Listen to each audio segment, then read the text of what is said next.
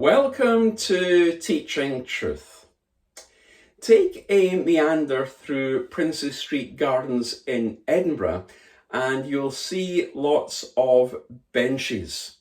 Benches where you can sit and rest and enjoy looking at the beauty of the well-tended gardens. Benches where you can sit and gaze up to the ramparts of the famous Edinburgh Castle. And every bench in Princes Street Gardens in Edinburgh has an inscription in memory of someone or other who meant something to the person or the organisation who gifted the bench. So why do I introduce our reflection today with this? Well, I don't want to take you to a bench, to a memorial in Edinburgh, but I do want to take you to a memorial in Egypt. A memorial, an altar which Moses built and established. And that memorial was as a result of a battle in which the Lord enabled him and his successor Joshua to have the victory. Let's read of that battle and the memorial from Exodus chapter 17 and verse 8. Let's read God's word together.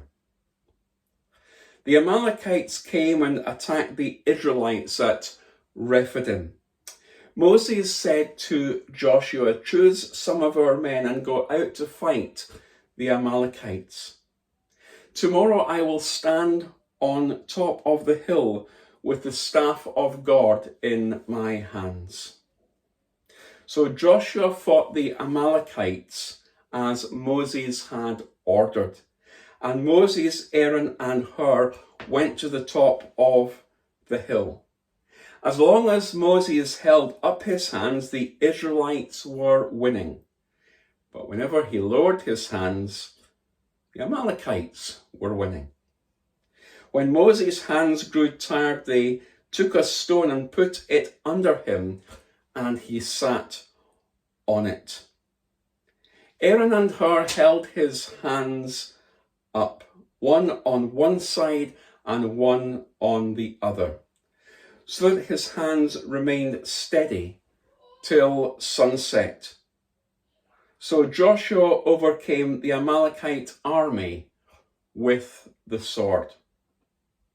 Then the Lord said to Moses, "Write this on a scroll as something to be remembered and make sure that Joshua hears it, because I will completely blot out the memory of Amalek from under heaven."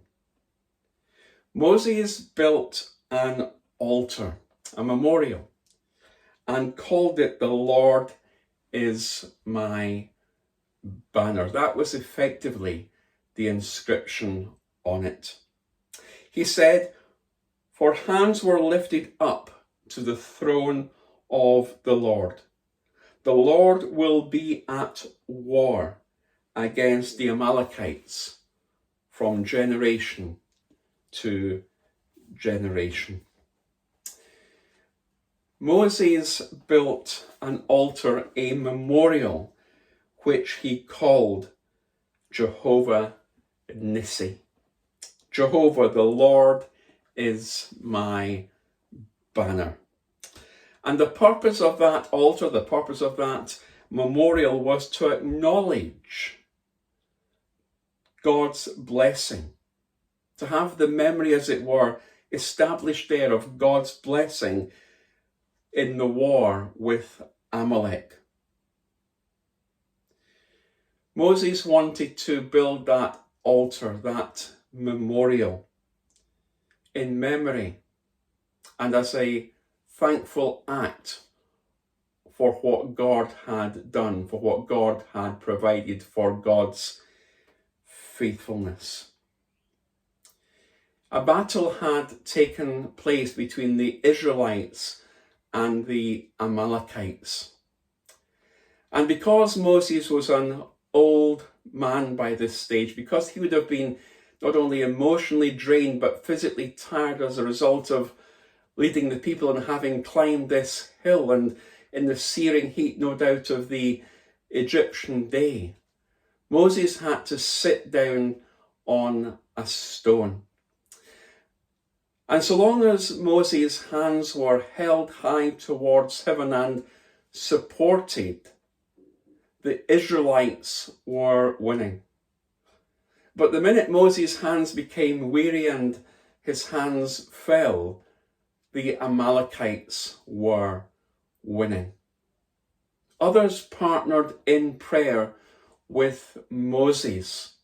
And therein is a reminder and a challenge and an encouragement for us that our battle is against not so much flesh and blood, but against the principalities and powers in the heavenly realms. We're engaged in a daily battle.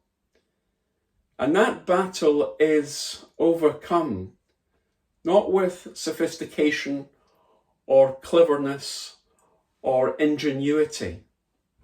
No, that battle spiritually is overcome with the power of prayer.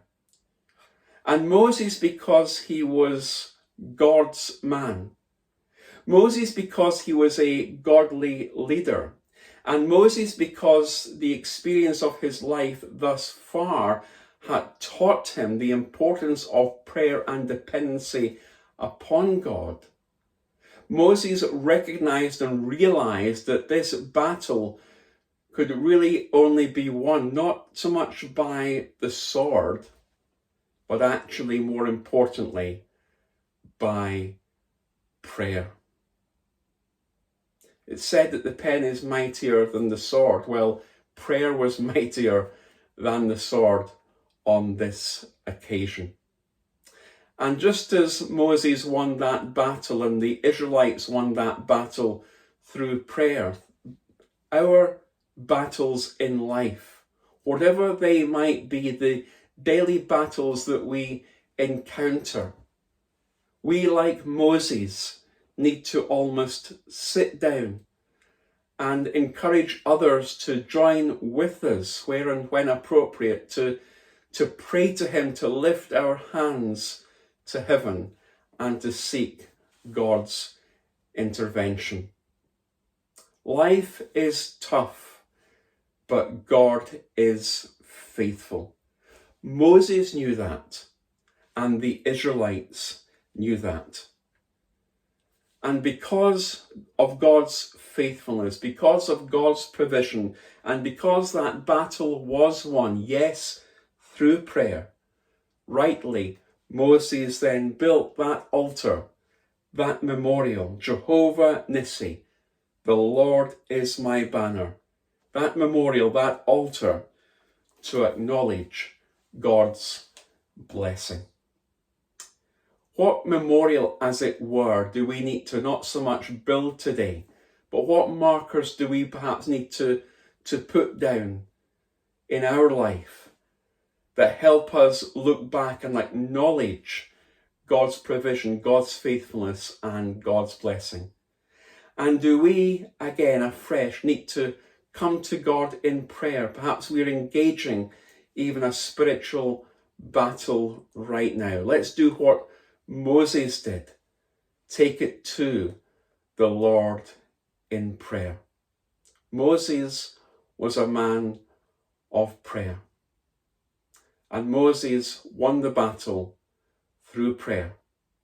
And as a result, Moses built that memorial to the Lord.